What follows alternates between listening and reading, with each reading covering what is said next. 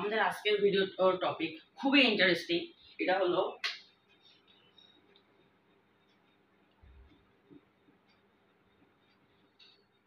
Infinite series, যেটাকে বাংলায় বলা হয় অসীম ধারা। অসীম ধারা জিনিসটার মহত্ব অনেক। অসীম ধারা শুরু করার আগেই আমি অসীম ধারার দুইটা বৈশিষ্ট্য বলতে চাই। আচ্ছা, প্রথমে একটা অসীম ধারার এক্সাম্পল দিয়ে নিই। যেমন ধরা যাক 1/2, 1/4, 1/8। এটা হলো একটা ক্লাসিক অসীম ধারার এক্সাম্পল। এখন অসীম ধারার দুইটা বৈশিষ্ট্য থাকে। একটা হলো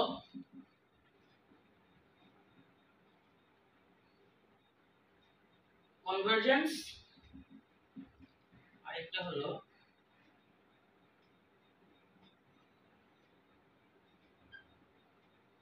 ডাইভারজেন্স। এই দুইটাই নির্ণয় করে যে অসীম ধারাটার যোগফল নির্ণয় করা সম্ভব কি না। কনভার্জেন্স যদি কোনো অসীম ধারার বৈশিষ্ট্য হয়, তখন সেই অসীম ধারাটার যোগফল একটা সসীম সংখ্যা। কিন্তু যদি এটার বৈশিষ্ট্য ডাইভারজেন্স থাকে, তাহলে সেই অসীম ধারাটার কোনো ধরনের যোগফল নির্ণয় করা সম্ভব না। অর্থাৎ এটা অসীমের দিকে ধাবিত হবে, নির্দিষ্ট অসীমের দিকে ধাবিত হবে কোনো ধরনের বাউন্ড ছাড়াই। এখন আমরা কনভার্জেন্স আর ডাইভারজেন্স সম্পন্ন কিছু অসীম ধারার এক্সাম্পল দেখে নিই। এই যে এই সিরিজটা আছে, এটা একটা কনভার্জেন্ট সিরিজ। আর যদি আমরা ডাইভারজেন্টের কথা বলতে চাই, 1/2, 1/3, 1/4, এটা হলো একটা কনভার্জেন্ট সিরিজ আর এটা হলো একটা ডাইভারজেন্ট সিরিজ। এখন কনভার্জেন্ট আর ডাইভারজেন্ট সিরিজের মধ্যে একটা পার্থক্য আছে, যেটা বাইর করা খুবই সহজ। যেমন এখানে আমরা দেখতেছি সবগুলোর মধ্যে একটা কমন রেশিও আছে।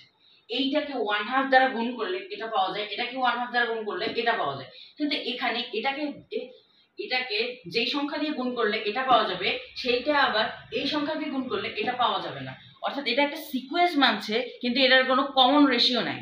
তার মানে বোঝা যাচ্ছে এটা একটা কনভার্জেন্ট সিরিজ আর এটা হলো একটা ডাইভারজেন্ট সিরিজ। এবার আমরা দেখব কিভাবে কনভার্জেন্ট সিরিজ এর যোগফল নির্ণয় করা যায় কোনো ধরনের সূত্র ছাড়াই বীজগাণিতিক উপায়।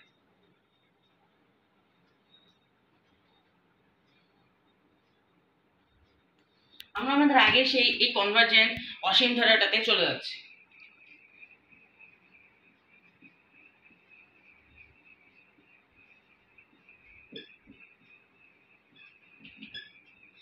এটা হলো আমাদের সেই অসীম ধারাটা, এবং আমরা দেখেছি এটার মধ্যে একটা প্যাটার্ন আছে। সেই প্যাটার্নের বৈশিষ্ট্য থেকে আমরা ভালোভাবে বুঝতে পারছি এটা একটা কনভার্জেন্ট সিরিজ। আমরা এই সিরিজটা একটা নাম দেই, S ইকুয়ালস এটা। এখন আমরা কি করব, সিরিজ সম্পূর্ণ ইকুয়েশনটাকে 2 দিয়ে গুণ করে দেব। 2 দিয়ে কেন গুণ করব জানি না।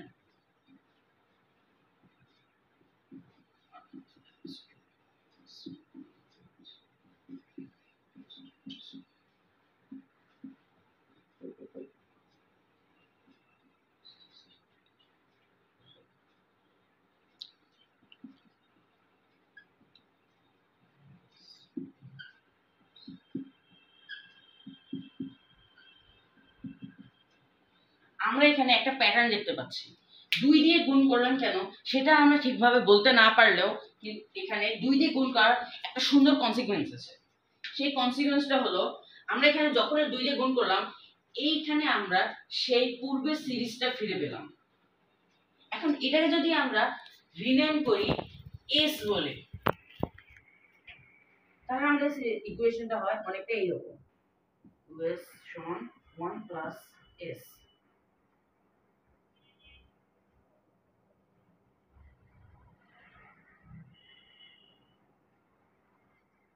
এখন যদি আমরা উভয় পক্ষ থেকে s কে মাইনাস করি, তাহলে আমরা পাবো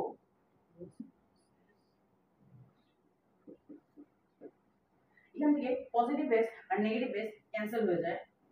তাহলে আমাদের কাছে শুধুই থাকে s সমান 1। এইভাবে খুব সহজে অসীম ধারার যোগফল নির্ণয় করা যায় যদি সেটা কনভার্জেন্ট হয়। এবার আমরা দেখব ডাইভারজেন্ট সিরিজের যে বৈশিষ্ট্যটা, এটার কারণে কেন কোনো সিরিজের যোগফল নির্ণয় করা যায় না।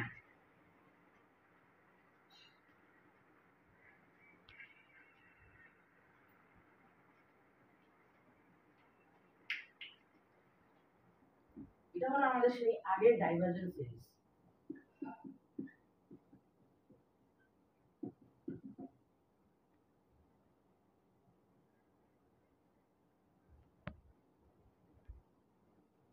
তো এবার আমরা এই সিরিজটাকেও একটা নামকরণ করে দিচ্ছি, নাম দিচ্ছি ই। এখন এই সিরিজটার সাথে কি যোগ করলে, কি বিয়োগ করলে, কি গুণ করলে এখানে আমরা একটা প্যাটার্ন দেখতে পাবো। উত্তর হলো কোনো ও সংখ্যা দ্বারা গুণ বা ভাগ করলে আমরা সেখানে আবার এ নামক যে সিরিজটা আছে সেটা আমরা এদিকে কোথাও ফিরে পাবো না। প্রায় 2 কিংবা 3টে একবার গুণ করে দেখি।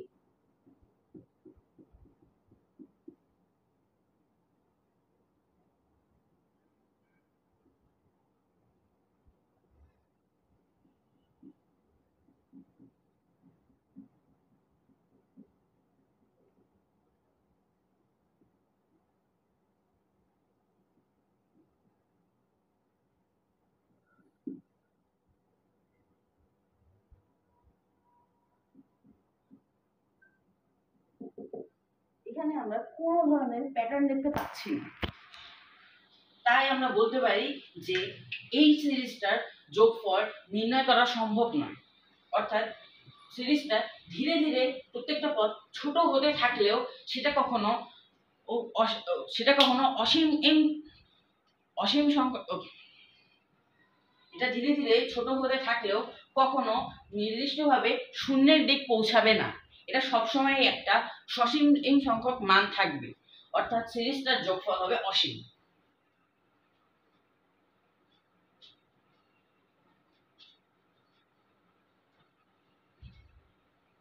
এবার প্রশ্ন আসতে পারে যে কনভার্জেন্স সিরিজে তো অসীম সংখ্যক টার্ম থাকে, এই অসীম সংখ্যক টার্মের যোগফল কিভাবে একটা সসীম মান হতে পারে, সেটা বোঝানোর জন্য আমরা একটা চিত্রের দিক লক্ষ্য করব।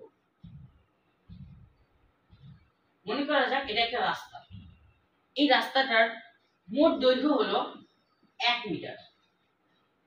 এখন এই রাস্তায় চলার একটা শর্ত আছে, শর্তটা হলো প্রত্যেকবারে আমি চলতে গেলে আমাকে অর্ধেক করে রাস্তা পার হতে হবে।